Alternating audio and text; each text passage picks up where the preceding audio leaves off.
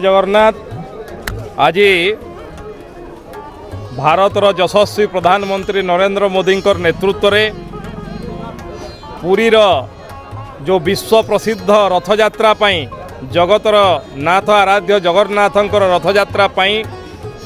ओडिशा रे प्रथम थर पर एत संख्यक ट्रेन गत वर्ष मध्य चलता ता आग वर्ष मध्य चलता किंतु ए वर्ष सबुठु बेसी 315 ट्रेन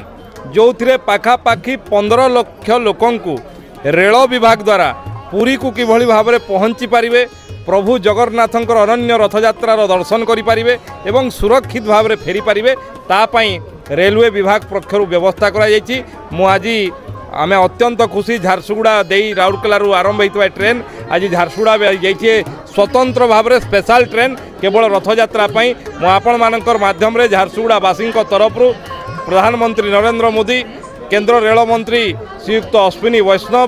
श्रीयुक्त धर्मेंद्र प्रधान श्री जुएल ओराम एवं आम राज्यर मुख्यमंत्री श्रीयुक्त मोहन चरण माझी को धन्यवाद देवाई चाहे कृतज्ञता ज्ञापन करने चाहे प्रभु जगन्नाथंकर ये रथयात्रा जो भली भाव में भक्त मानक व्यवस्था कर अत्यंत प्रशंसनीय। जय जगन्नाथ। जय जगन्नाथ।